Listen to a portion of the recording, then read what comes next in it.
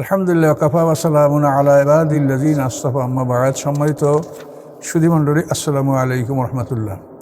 আমাদের সামনে রমজান আগত, তাই রমজানের পরে আমরা সামান্য কিছু কথাবার্তা বলবো। কুরআন পাকে আল্লাহ রাব্বুল আলামিন ঘোষণা করেন সূরা বাকারার 183 নম্বর আয়াত, ইয়া আইয়ুহাল্লাযীনা আমানু কুতিবা আলাইকুমুস সিয়ামু কামা কুতিবা আলাল লাযীনা মিন ক্বাবলিকুম লাআল্লাকুম তাত্তাকুন। হে ঈমানদারগণ, তোমাদের উপরে রোজা ফরজ করা হয়েছে, যেভাবে রোজা ফরজ করা হয়েছিল তোমাদের পূর্ববর্তীদের উপরে, সম্ভবত তোমরা তাকওয়া অবলম্বন করবে। কতদিন রোজা? আইয়ামাম মাদুদাত, গোনা কয়েকদিন, অর্থাৎ 1 মাস। ফামান কানা মিনকুম মারিদান আও আলা সাফারিন ফাইদ্দাতুম মিন আইয়ামিন উখর। তোমাদের মধ্যে যদি কেউ অসুস্থ থাকে অথবা ভ্রমণে থাকে, তাহলে সে অন্য দিনে এই রোজাগুলি গণনা করে নেবে। অর্থাৎ রোগের কারণে, সফরের কারণে যে কয়টা রোজা ভঙ্গ হয়েছে ওই কয়টা রোজা অন্য দিনে পূরণ করে নেবে। ওয়ালাল্লাযীনা ইউতিকুনা ফিদিয়াতুন তা'আমু মিসকিন, এবং যারা ক্ষমতা রাখে তারা যেন মিসকিনকে খাদ্য দান করে, এবং মিসকিনকে খাদ্য দান করলে তারা রোজা হতে অব্যাহতি পাবে। ফামান তাতাওয়া খায়রা, ইচ্ছাকৃতভাবে যারা ভালো কাজ করে তাদের জন্য সেটা উত্তম। ওয়ান তাসুমু খায়রুল লাকুম, এবং রোজা রাখা তোমাদের জন্য ভালো যদি তোমরা জানতে। আল্লাহ তাআলা শরীয়তের কোনো বিধানটা একই সঙ্গে চূড়ান্ত করেননি। রোজা বলেন, নামাজ বলেন, তো এভাবে একটা অবৈধ জিনিসকে হারাম ঘোষণার বিষয় হোক, এগুলি একই সঙ্গে চূড়ান্ত করা হয়নি, পর্যায়ক্রমে এটা চূড়ান্ত করা হয়েছে। কাজেই রোজার প্রাথমিকভাবে রোজার আয়াত যখন নাজিল হয়, এই রোজার আয়াত বদরের যুদ্ধের অনুমান 1 মাস পূর্বে এই আয়াত নাজিল হয়। হিজরতের 18 মাস পরে বদরের যুদ্ধ সংঘটিত হয়েছে। এই বদরের যুদ্ধের 1 মাস পূর্বে রমজানের আয়াত নাজিল হয়। তো প্রথমে যে আয়াত নাজিল হয়েছে, এই আয়াতে বলা হয়েছে যে যারা ক্ষমতাবান সম্পদের মালিক, তারা যদি রোজা না রেখে রোজার ফিদিয়া, অর্থাৎ নিসফি সা, আটা গম, আমরা যেটা সাদাকাতুল ফিতর দিয়ে থাকি, এক কথায় আপনারা সহজে বুঝতে পারবেন, আমরা যে পরিমাণ সাদাকাতুল ফিতর দিয়ে থাকি ওটাই হলো একটা রোজার ফিদিয়া বা ক্ষতিপূরণ। তো আল্লাহ প্রাথমিক পর্যায়ে বলেছেন যে যারা ক্ষতিপূরণ দিতে সক্ষম, তারা ইচ্ছা করলে রোজা না রেখে ক্ষতিপূরণ দিতে পারবে। কিন্তু তারপরও বললেন ওয়ান তাসুমু খায়রুল লাকুম ইন কুনতুম তা'লামুন, রোজা রাখা ভালো, যদি রোজা রাখো তাই ভালো, আর যদি মনে করো রাখবে না তো রোজার ফেদিয়া দিয়া তুমি অব্যাহতি পেতে পারো। এটা আল্লাহ প্রাথমিক পর্যায়ে বলেছেন। কিন্তু কিছু পরেই, আবার কয়েকদিন পরেই আল্লাহ তাআলা বলেছেন ফামান শাহিদা মিনকুমুশ শাহরা ফালিয়াসুম, যে তোমাদের মধ্যে রমজান মাসে যারা মুসাফির থাকবে না, বাড়িতে গৃহে অবস্থান করবে, তারা যেন রোজা রাখে। ওই আয়াতটা আল্লাহ প্রত্যাহার করে রোজার ব্যাপারটা চূড়ান্ত করে দিলেন যে ফামান শাহিদা মিনকুমুশ শাহরা ফালিয়াসুম, তোমাদের মধ্যে যারা বাড়িতে অবস্থান করে, তাদের জন্য রোজা ফরজ, তারা রোজা বর্জন করতে পারবে না।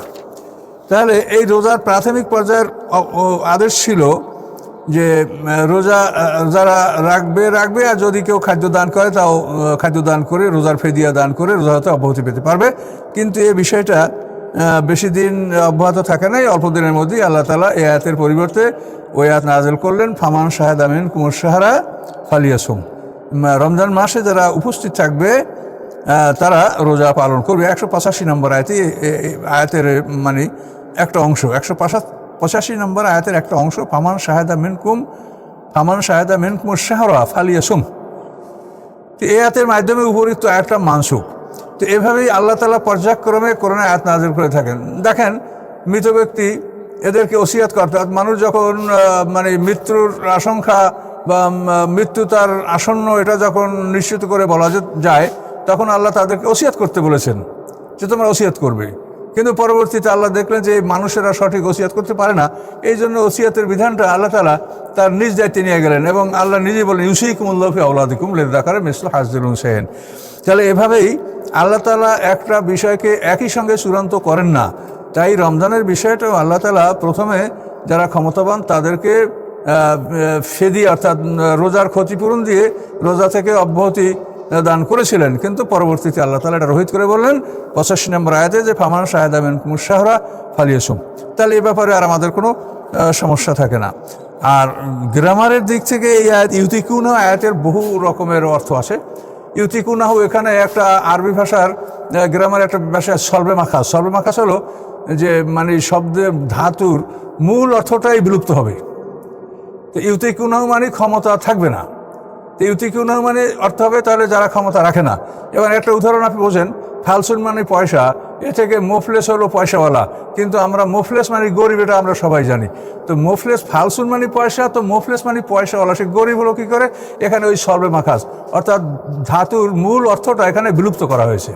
তো এইভাবে যদি গ্রামারের দিকে আমরা যাই তাহলে সেখানে কিন্তু ইউতিকুনাহ শব্দ দ্বারাই এটা বোঝা যায় যারা ক্ষমতা যাদের রহিত হয়েছে, অর্থাৎ যারা রোজা রাখার ক্ষমতা রাখে না, শাইখে ফানি, এমন বৃদ্ধ যে আর তার ভালো হওয়ার মতো আশা করা যায় না, এরকম বৃদ্ধরা এবং এমন রোগীরা যাদের রোগ থেকে আর তারা ভালো হয়ে রোজা রাখবেন এমন সম্ভাবনা নাই, তাদের জন্য এই ফেদিয়া।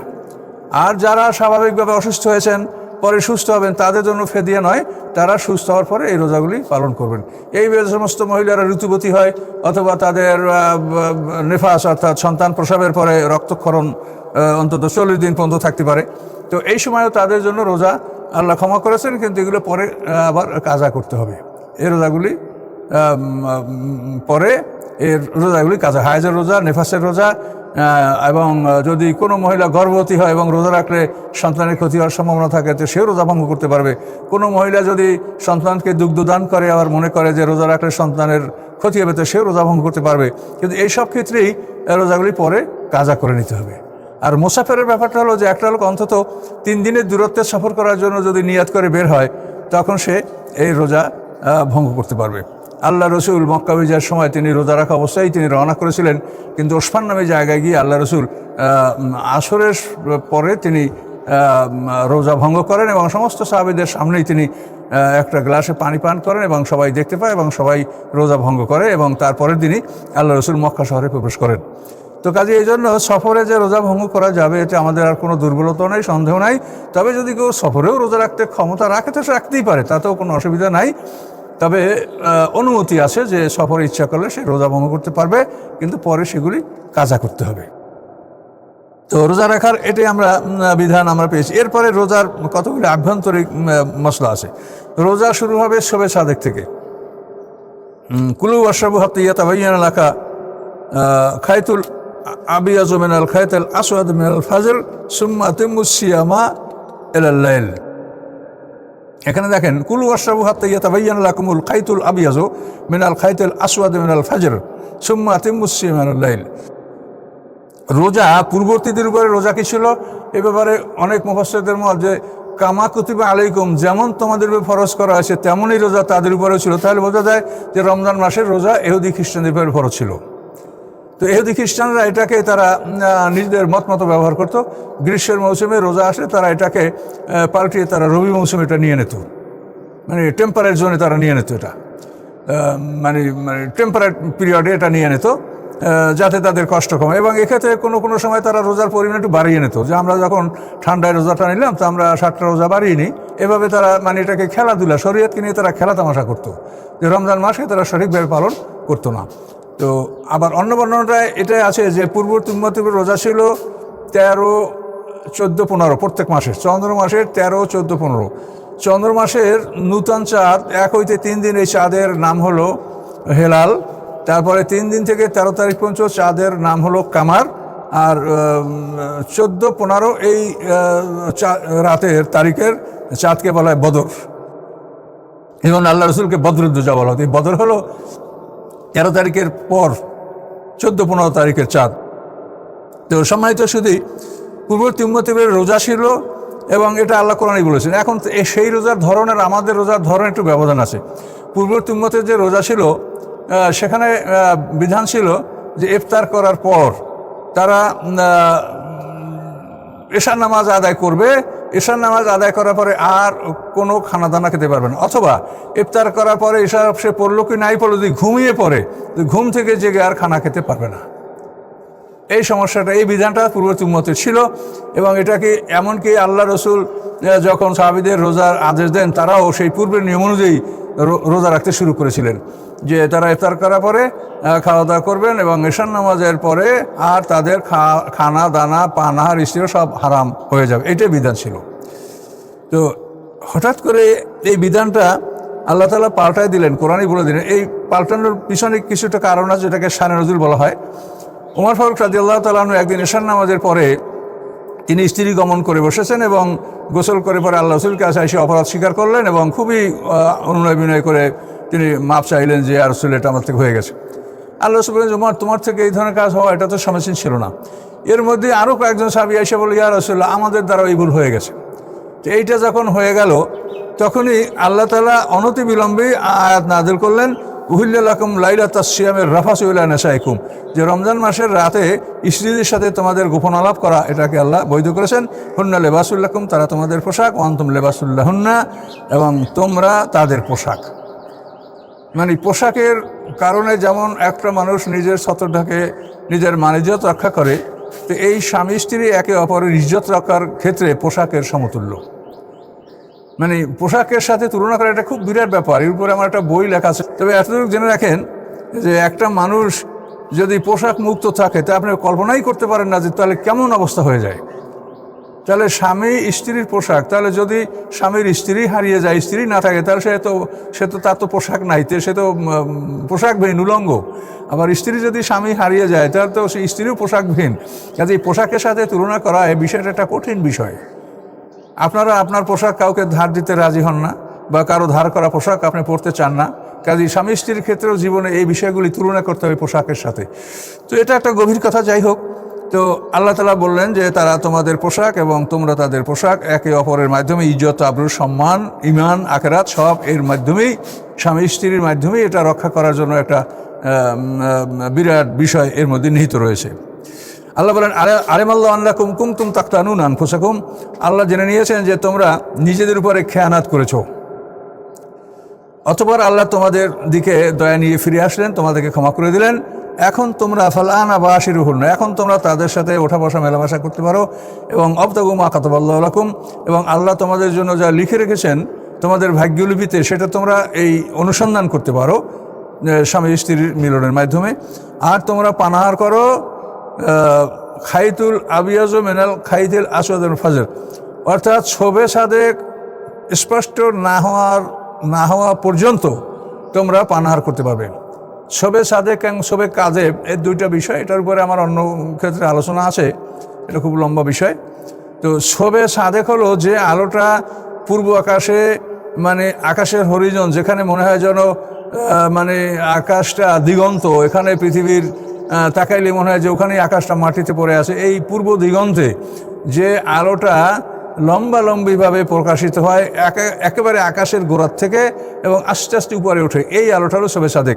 আর এর আগে একটা আলো প্রকাশিত হয় শবে সাদেকের ঘণ্টাখানেক আগে, সেই আলোটা একটু উপরের দিকে প্রকাশিত হয় এবং সেটা লম্বালম্বি একটা আলো, পূর্ব থেকে পশ্চিম দিকে একটা টর্চ লাইটের আলোর মতো একটা লম্বালম্বি আলো প্রকাশিত হয়। এই আলোটাকে বলা হয় শবে কাজেব। তো শবে কাজেব এবং শবে সাদেক, মানে আল্লাহর সৃষ্টি জোড়া জোড়া, এখন শবে এক জোড়া। এখন এই শবে সাদেকটা কেন, এটা একটা আল্লাহর একটা মানে মহাবিশ্ব পরিচালনার একটা বিশাল একটা মানে পরিকল্পনা। দেখেন, নকশানার এলিমাল, যেগুলি নিশাচর প্রাণী যারা, এরা কিন্তু রাতের বেলায় খাদ্য খোঁজার জন্য বের হয় এবং দিনের বেলায় লুকিয়ে থাকে, ঘুমিয়ে থাকে। এভাবে নিশাচর প্রাণী, নকশানার এলিমাল কিন্তু বহু, যারা রাতে খাবার খুঁজতে বের হয়। তো এই নিশাচর প্রাণীগুলি খাবার খোঁজে বের হয়ে নিজের বাসা ত্যাগ করে অনেক দূর দূরান্তে চলে যায়, কিন্তু কখন যে তাদের বাসায় ফিরতে হবে এটা তো তারা জানে না, তাদের কাছে ঘড়ি নেই। তো এখন এই নিশাচর প্রাণীগুলি রাতের বেলায় যাতে সঠিক সময় বাসায় ফিরতে পারে, এই জন্য শবে কাজেব হচ্ছে তাদের জন্য একটা সিগন্যাল।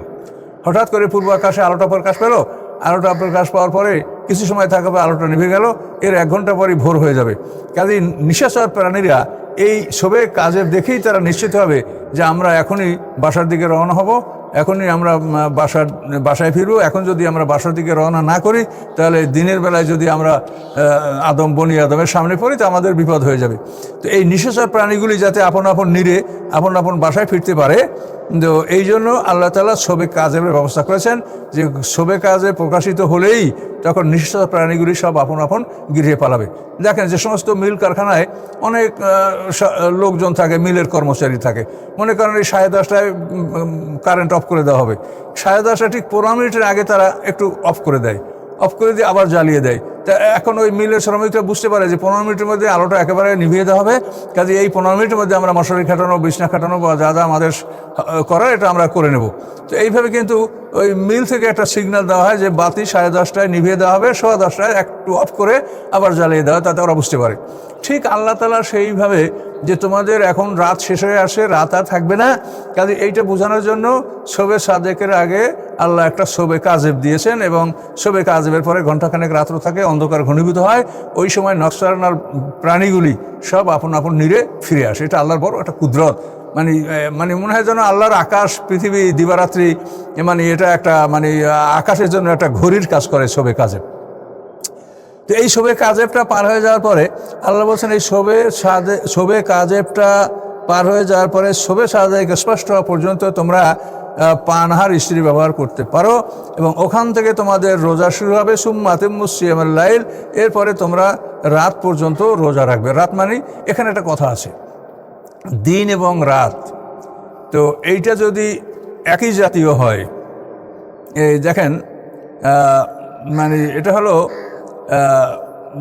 পূর্ব এবং পর, এটা আমি কি করে বোঝাবো দেখেন, যেমন আমরা উজু করি, ফাগসুল উজুয়াকুম আইদুকুম আল মারাফিক, তো এই এলা হলো একটা জিনিসের সীমানা বুঝাবে, কিন্তু পূর্বে আগের অংশ এবং পরের অংশ, তো এই দুইটা অংশ যদি একই হয় তাহলে আদেশটা প্রথম অংশ থেকে দ্বিতীয় অংশ প্রবেশ করে।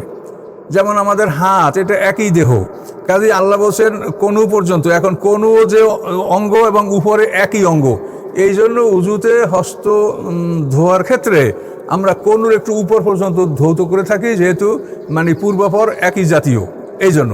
আর পূর্বাপর যদি একই জাতীয় না হয় তা সেখানে এক অংশ অন্য একটা আদেশ অন্য আদেশের মধ্যে মোটেও প্রবেশ করবে না। দিন এবং রাত এটা আলাদা, দিন আর রাত এক না। তো যখন আল্লাহ বলছেন সুম্মা আতিম্মুস সিয়ামাল লাইল, তখন রাতের সীমানা শুরু হলেই আর ওখানে আর ঢোকা যাবে না, যেহেতু রাত এবং দিন এক না। উজুর ক্ষেত্রে যেরকম হাতে কনু এবং উপরের অংশ এক, দিন এবং রাত এক না, এই জন্য রোজাটার যে সীমানা, এখানে রাত পর্যন্ত রোজা রাখার কোনো যুক্তি নেই। এখানে রাতের সীমানা সূর্যাস্ত, সূর্য যখন চোখের আড়াল হয়, একটা সমতল ভূমিতে মরুভূমিতে দাঁড়ালে বা একটা সমুদ্রের কিনারায় দাঁড়ালে যদি আপনি দেখেন যে সূর্যটা পানির নিচে বা মরুভূমির বালুর নিচে চলে গেছে, তখনই আপনি মনে করেন রাত শুরু হয়ে গেছে এবং আপনি ইফতার করতে পারেন। তো এখন আমরা এইরকম সমতল ভূমিতে বা এইরকম, আমরা তো এখন পাহাড়, জঙ্গল, গাছপালা, দালানকোঠা, অট্টালিকার মাঝে বাস করি, যার জন্য এইটা কিন্তু আমরা সরাসরি আমরা দেখতে পাই না যে রাত কখন শুরু হলো। এই জন্য আন্তর্জাতিকভাবে এখন যে আমাদের যে যান্ত্রিক সুবিধা, এই সুবিধার মাধ্যমে আমরা জেনে নিতে পারছি যে এখন সূর্য অস্ত হলো, এখন রাত শুরু হলো বা এখন শবে সাদেক শুরু হলো, এগুলি আমরা যেটা জানতে পারি, এটাই এখন আমাদের মেনে নিতে হবে, এবং এটা সত্য, এর মধ্যে মিথ্যার কিছু নাই। আর এইগুলি যখন ছিল না, তখন তো আমাদের নিজেদেরকে বাইরে হয়ে দেখতে হতো যে এখনও আকাশে শবে সাদেক হলো কি হলো না। এভাবে অনেক সময় আমরা ওই সময় যে আমাদের ভুলভ্রান্তি হয়েছে, তা নিশ্চিতভাবেই, যেহেতু ওভাবে কোনো আমাদের যান্ত্রিকভাবে বা আন্তর্জাতিকভাবে বা এগুলো কোনো রকম জানার সুযোগ ছিল না, তখন অনেক সময় মানুষ শবে সাদেকের পরেও খানা খেয়ে ফেলেছে। আল্লাহ হয়তো তাদেরকে এ ব্যাপারে ক্ষমা করতে পারেন। তো এখন যেহেতু যান্ত্রিক যুগ, এখন যেহেতু আমরা সব জানতে পারছি, কিন্তু এখন আমরা ওই সুযোগটা আর আমরা পাবো না। দিন এবং রাত আলাদা। তো এখন শবে সাদেক থেকে দিনের সূচনা, দিন শুরু হয় শবে সাদেক থেকে, কাবি শবে সাদেক শুরুর পূর্বক্ষণ পর্যন্তই আমাদের খানা পিনার টাইম। শবে সাদেক শুরু হয়ে গেলে আর আমরা খেতে পারবো না। এখন ওই আগের যুগের কথা তো এখন চলবে না, যেহেতু আগের যুগে আমরা জানতাম না বলেই আলেমরা আমরা বলতেন যে হ্যাঁ, খানা শুরু হয়েই যখন গেছে তো খানা খেয়েছো, বাকিটাও খেয়ে নাও। তো এরকম কথা আলেমরা আগে বলেছেন, কিন্তু ওইটা এখন আমাদের বলার সুযোগ নাই, যেহেতু এখন আমরা এই যান্ত্রিক যুগে আমরা সঠিকভাবে টাইমটা জানতে পারছি। যখন আমরা জানতে পারছি তখন ওই সময়কে অতিক্রম করা মোটেই যাবে না, যেহেতু দিন এবং রাত এক না। ইফতারের ক্ষেত্রেও আপনি রাতের মধ্যে ঢুকবেন না, আর খাওয়া দাওয়ার ক্ষেত্রেও আপনি দিনের মধ্যে ঢুকতে পারবেন না। যেহেতু এটা এক জেন্স না, একই জাতীয় না, জেন্স মানে জাতি, এটা একই জাতীয় জিনিস না। এই জন্য আপনি মানে রাতের খাওয়া দাওয়ার ক্ষেত্রে আপনি এক বিন্দু দিনের মধ্যে ঢুকতে পারবেন না, আবার দিন শেষ হলে আপনি রাতের মধ্যেও ঢুকতে পারবেন না। রাতের সীমানা শুরু হলেই কি আপনি ইফতার করবেন, এটা হলো বিধান। তো এটা আপনারা ইনশাল্লাহ এটা তো পালন করতে এখন কোনো সমস্যা নাই। এটা আন্তর্জাতিকভাবে আপনাদের সবার ঘরে ঘরে এই ক্যালেন্ডারগুলি পৌঁছে দেওয়া হচ্ছে, সেখানে সময়গুলি এলাকাভিত্তিক তারতম্য কি সেগুলো বলে দেওয়া হয়েছে। কাজে এগুলো মেনে নিয়েই আমরা রোজা রাখবো। ওই প্রাচীনকালের যে কথাবার্তা এগুলি আমাদের জন্য এখন প্রযোজ্য হবে না, যেহেতু সঠিক বিষয়টা এটা আমরা ঘরের অন্ধকারে, ঘরের আড়ালে, দেওয়ালের ভিতরে আমরা জানতে পারছি। কাজে এখানে এছাড়া অন্য কোনো সুযোগ এখানে গ্রহণ করা যাবে না। তবে এতটুকু সুযোগ আপনার আছে যে একটা মানুষ এখন অপবিত্র, তার উপরে গোসল ফরজ, কিন্তু এখন সে জেগে দেখে যে গোসল করে এসে তারপর খাওয়ার সময়, সেহরি খাওয়ার সময় থাকবে না, তো কোনো প্রয়োজন নাই। সে মুখ হাত দিয়ে পরিষ্কার করে গড়গড়া করে কুলি করে গোসলের নিয়াতের কুলিটা আগে করে নিল, গড়গড়া সহ কুলি করে সে খানা দানা খেয়ে তারপরে সে গোসল সেরে পবিত্র হয়ে নামাজ আদায় করতে পারবে। এই সুযোগটা শরিয়াতে আল্লাহ দিয়েছেন। কাজে এই জন্য খানা পিনার ব্যাপারে এটা আপনাদেরকে সতর্ক হতে হবে। এটা সীমা লঙ্ঘন করা যাবে, যেহেতু রাত এবং দিন দুটো আলাদা জিনিস। কাজে রাতের ফাংশন আপনি একটু দিনে ঢুকাতে পারবেন না, আর দিনের ফাংশন আপনি রাতে ঢুকাতে পারবেন না। কাজে এটা আপনাকে বুঝে নিয়ে এভাবেই রোজা রাখা এবং ইফতার করা এগুলো আপনারা ইনশাল্লাহ করবেন। তো রোজা রাখা সাধারণ রোজা হলো পানাহার স্ত্রীর ব্যবহার, এটা বর্জন করতে হবে। এরপরে যে আরও ভালো রোজা রাখতে চান তাহলে পানাহার স্ত্রীর ব্যবহার ছাড়া আপনি সবসময় আপনি কোনো গুনায় কবিরা বা গুনায় সগিরা কোনো পাপের প্রবণতা আপনার মধ্যে না থাকে, ইবাদত বন্দেগীর মধ্যে আপনি সবাই কাটান। সেই ভালো রোজা যে আপনি রোজার মাসে রোজা রেখে আপনি আল্লাহর ইবাদত ছাড়া আর পৃথিবীর কোনো কাজই আপনি অংশগ্রহণ করবেন না। এভাবে যদি কারো সুযোগ থাকে তো সেটা আরও উত্তম। রোজার সুযোগ থাকলে সে করতে পারবে। আর যাদের সুযোগ নাই তারা অন্তত পানাহার স্ত্রী ব্যবহার, এই তিনটা হলো একেবারে নিম্নমানের রোজা। এই তিনটা তো করতেই হবে, এই তিনটার মধ্যে কোনো ছাড় নাই। এরপরে অন্যান্য বিষয়গুলি যদি আমরা পালন করি সব বেশি পাবো, আর না পালন না করতে পারলে সারাক্ষণ কোরআন তেলাওয়াত ইবাদত বন্দেগী করতে পারলে আমাদের অনেক সওয়াব হবে। আল্লাহ রসুল বলছেন যে রমজান মাসে যদি কেউ একটা নফল ইবাদত করে সে একটা ফরজের সমতুল্য সওয়াব পাবে, আর কেউ যদি এটা ফরজ আদায় করে সে 70টা ফরজের সমতুল্য সওয়াব পাবে। আল্লাহ রসুল কথা বলেছেন। আর আল্লাহ তাআলাও রমজানের বিষয়ে বলেছেন যে আস-সাওমু-লি ওয়া আনা আজজি বিহি, হাদিস কুদসির মধ্যে, যে আল্লাহ বলেন রোজা আমার, রোজার বিনিময়ে আমি দেব। এটার অর্থ হলো যে এই রোজাটা আমার, এটা বলার কারণ কি অন্যান্য ইবাদতগুলি তাও তো আল্লাহর, কিন্তু এখানে কথা হলো যে রোজার বিষয়টা আল্লাহ এবং বান্দা ছাড়া কেউ জানতে সক্ষম হয় না। আপনি নামাজ পড়লেন কিনা একজনের দেখতে ঘুমিয়ে রয়েছে, নামাজ পড়েন বলতে পারেন, কিন্তু একটা রোজা রেখেছে সঠিকভাবেই আছে, তার মুখ বন্ধ, সে কোনখানে আপনাদের চোখের আড়ালে খানা খেয়ে নিল, পানি খেয়ে নিল, এটা কি কেউ দেখতে পারবে, বুঝতে পারবে না। এই জন্য এটা জানবে আল্লাহ এবং বান্দা। এই জন্য আল্লাহ বলেন যে রোজাটা আসলে যে রাখে সে আল্লাহকে ভয় করেই রাখে। এই জন্য যেহেতু রোজা আল্লাহ বলেন এটা আমার এবং বান্দার ব্যাপার, আমি এবং বান্দা জানি, এই জন্য যারা সঠিকভাবে রোজা পালন করবে এই রোজার বিনিময়ে আমি দেবো। এর মানে হলো যে আল্লাহ তাআলা মানে এত কিছু দেবেন যেটা আমাদের ধারণা এবং কল্পনার বাইরে। তো এই জন্য রোজা আমরা পালন করব স্বাস্থ্যবিধি মেনে এবং স্বাস্থ্যের প্রতি লক্ষ্য করে রোজা আমরা পালন করব। তো রোজার মাসে পানাহার, তারপর ধূমপান, গ্যাস গ্রহণ করা বা ইনজেকশন নেয়া, এগুলি সবই এমন কাজ যাতে রোজা ভঙ্গ হয়ে যাবে। কোনো কারো কথায়, কারো পরামর্শে রমজান মাসে ইনজেকশন নেবেন না, সেটা ইন্টারমাস্কুলার হোক বা ইন্টারভিনাস হোক, মানে রগ ইনজেকশন বা মাংস ইনজেকশন, কোনোভাবে ইনজেকশনটা গ্রহণ করা যাবে না। গ্রহণ করলে রোজা ভঙ্গ হয়ে যাবে। তো রোজার মাসে আপনার মুখের মধ্যে থুতুটা জমা হয়, এটা গলার মধ্যে যা জমা হবে, জমা হওয়ার সাথে আপনি গিলে ফেলবেন। এটা জমা না করা উত্তম, এবং জমা করে ফেলে দেওয়ার কোনো বিধান নাই। আপনি যখনই যেটু মুখের মধ্যে উৎপন্ন হয় ততই আপনি গিলে ফেলেন, মুখ এভাবে পরিষ্কার থাকেন। এই থুতু আপনার গিলে ফেললে আপনার রোজা নষ্ট হবে না। কিন্তু আপনার থুতুর যদি একটা কণাও মানে হোঁটের বাইরে বের হয় বা জিহ্বা থেকে আপনি মুখের বাইরের দিকে নিয়ে যান, মুখের থেকে বাইরে নিয়ে সেইটা যদি আবার ভিতরে আপনি গিলে ফেলেন, তাহলে কিন্তু আপনার রোজা নষ্ট হয়ে যাবে। ভিতরে ছিল, ভিতর থেকে ভিতরে যাবে, রোজা যাবে না। কিন্তু বাইরের থেকে কিছুমাত্র ভিতরে গেলেই রোজা নষ্ট হবে। আমাদের এখনও ওই বাংলাদেশের আমরা তো আসলে সমুদ্রের তীরবর্তী এলাকার মানুষ, আমাদের দেশে এখনও লক্ষ লক্ষ মানুষ নদীতে, খালে, পানিতে গোসল করে থাকে। এই নদী, খাল, পানিতে গোসল করার ক্ষেত্রে রমজান মাসে সতর্কতা অবলম্বন করতে হবে। নাক, কান, চোখ, মুখ দিয়ে যেন কোনোভাবে পানি ভিতরে প্রবেশ না করে।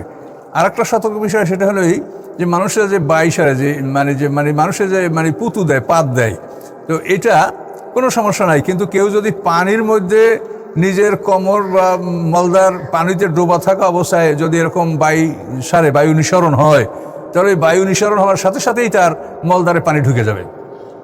তো এইভাবে যদি মলদারে পানি ঢুকে যায়, তাহলে কিন্তু তার রোজা নষ্ট হয়ে যাবে। কাজে এই জন্য রমজান মাসে অনেকগুলি সতর্কতা আছে, এগুলো অবলম্বন করতে হবে। আগরবাতি ধোঁয়া বা অন্য কোনো ধোঁয়া, ওই সিগারেটের ধোঁয়া, যে কোনো ধোঁয়া, তারপর গ্যাস, এগুলি ব্যবহার করা যাবে না। তো এর থেকে আমাদেরকে সতর্ক থাকতে হবে। অনেক ভাইয়েরা রমজান মাসে তাদের টিকার ডেট আসছে, যে ওই যে দ্বিতীয় পর্বের টিকা নিতে হবে, এটার জন্য আপনারা একটু কষ্ট করে এটা আপনারা যাতে ইফতারির পরে এটা নিতে পারেন, এই ব্যবস্থাটা আপনাদেরকে গ্রহণ করতে হবে রমজানের খাতিরে। এটা দিনের বেলায় নেওয়া যাবে না, ডাক্তারদের সাথে কন্ট্যাক্ট করে। এটা একটা অসম্ভব ব্যাপার কিছু না। রমজানের ক্ষেত্রে তারাও ত্যাগী হবেন বা আপনারাও এটা চেষ্টা করবেন, যার ফলে এই টিকাটা, ইনজেকশনটা, এটা যেন দিনের বেলায় না নেওয়া হয়। এটা আপনারা ইফতারের পরে যে কোনো সময় এটা আপনারা গ্রহণ করবেন, এটা হলো আমার অনুরোধ এবং শরীয়তের পক্ষ থেকে আপনাদের প্রতি ঘোষণা। তো এভাবেই আমরা রোজাগুলি পালন করব ইনশাল্লাহ। এবং রোজার ব্যাপারে আল্লাহ রাসূল বলছেন যে চন্দ্র মাস হলো 29 দিন। আপনি শাবান মাসের 29 তারিখ পার হয়ে গেলে আকাশে চাঁদ খুঁজবেন, যদি চাঁদ দেখতে পান তো কাল থেকে রোজা রাখবেন। আর যদি চাঁদ দেখতেই না পান পরিষ্কার আকাশে, তাহলে আপনি শাবান মাস 30 দিন পালন করে আপনি পরের দিন থেকে রোজা শুরু করবেন। আবার রোজা 29টা রাখার পরেই আপনি চাঁদ খুঁজতে শুরু করবেন। পরিষ্কার আকাশে চাঁদ দেখতে পেলে তো আপনি পরের দিন ঈদ করবেন। আর পরিষ্কার আকাশে যদি চাঁদ দেখা না যায়, তাহলে রোজা আপনি 30টা পালন করবেন। আর চাঁদ দেখার কাছে যদি আকাশ মেঘাচ্ছন্ন হয়, এখন তো মেঘাচ্ছন্নের প্রসঙ্গ নাই, যেহেতু আমাদের চাঁদ দেখা কমিটির লোকেরা হেলিকপ্টারে মেঘের উপরে উঠে চাঁদ দেখবে, কাজে ওই সমস্যাটা এখন আর নাই। তবুও শরীয়তে বলা আছে যে মেঘের কারণে যদি চাঁদ দেখা না যায়, তখন একটা বিশ্বস্ত লোকও চাঁদ দেখার খবর বললে রোজা শুরু করা যাবে। আর ঈদের ক্ষেত্রে 2টা বিশ্বস্ত লোক চাঁদ দেখার খবর বললে মেঘাচ্ছন্নের জন্য, তাহলে ঈদ করা যাবে। আর যদি আকাশ পরিষ্কার থাকে, তো চাঁদ দেখা রোজার জন্য, ঈদের জন্য জাম্মে গাফির, বড় একটা দলের চাঁদ দেখতে হবে, এটা হলো বিধান। তো এখন তো ইনশাল্লাহ এই ধরনের সমস্যা আমাদের নাই।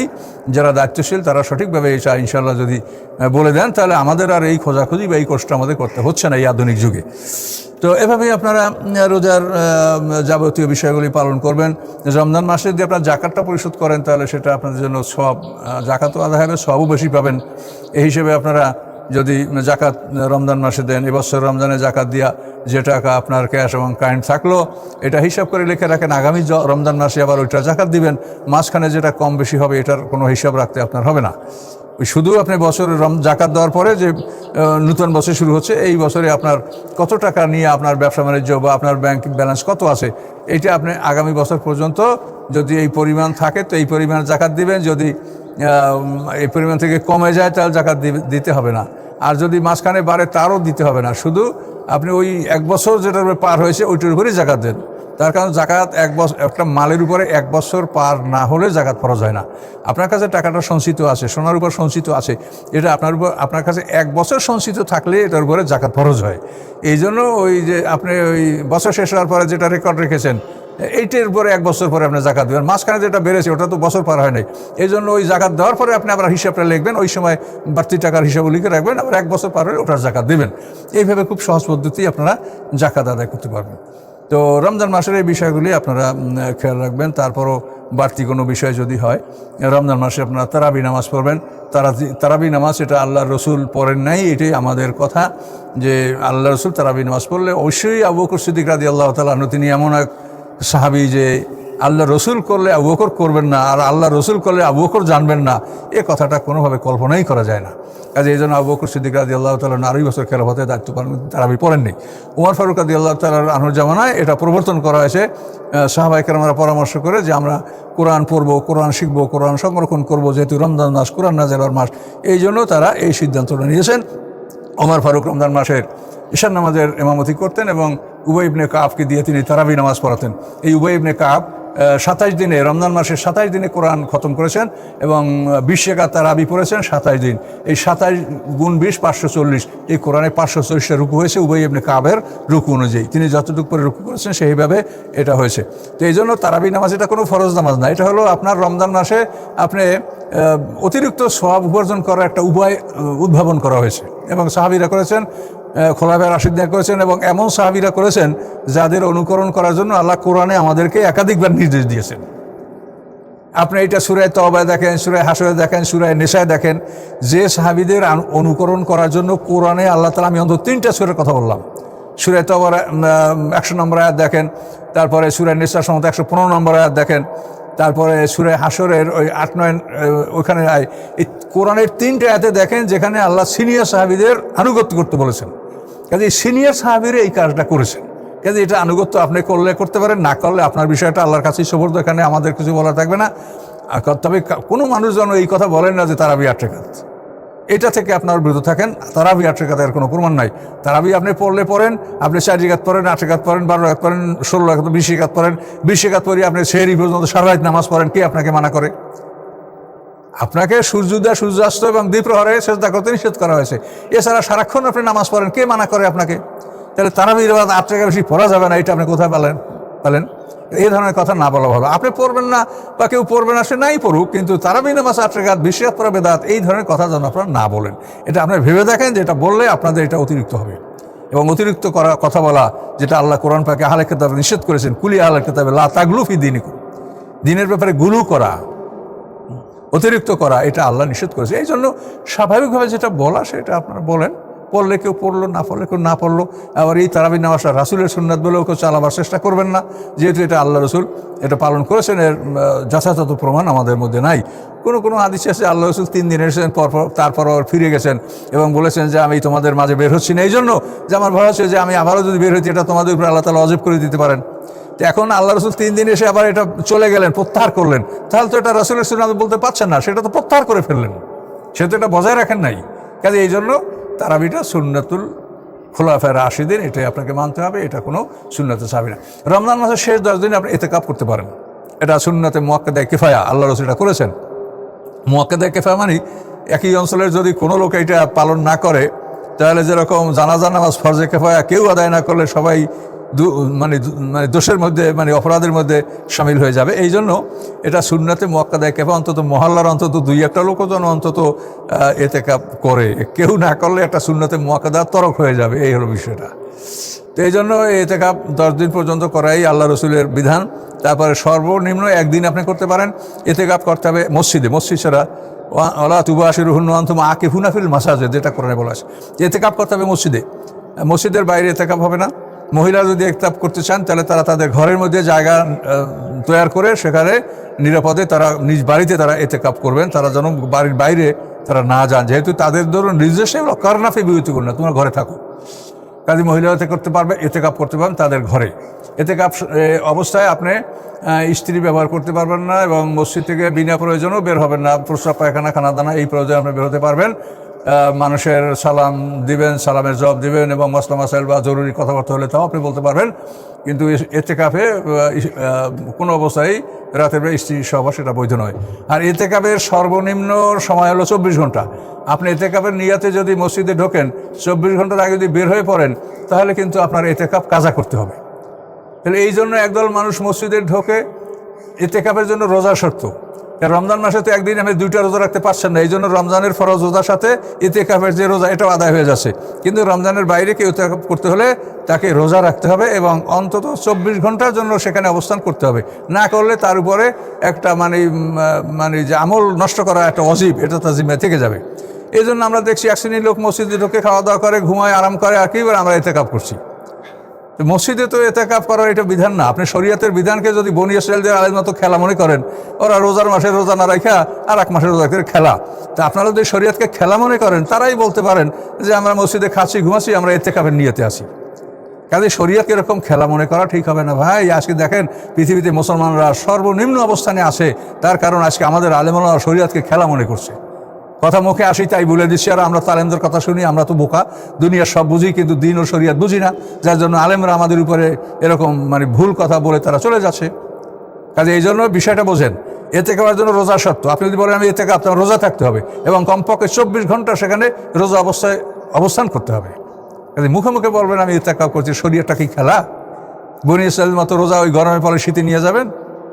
কাজে এ ধরনের বিষয় আপনারা করেন না। যেটা শরীয়ত আছে সেইটা বলেন, সত্য বলেন। তো আশা করি ইনশাল্লাহ আপনারা এর থেকে বুঝে নেবেন। তারপরও জানাশোনার কোনো ব্যাপার থাকলে আলেম ওলামা আপনার কাছে আছে, দূরে আছে, আপনারা জেনে নিতে পারবেন। এ পর্যন্ত আমি এই কথাটা সমাপ্ত করলাম। আসসালামু আলাইকুম রহমতুল্লাহ ওয়া বারাকাতুহু।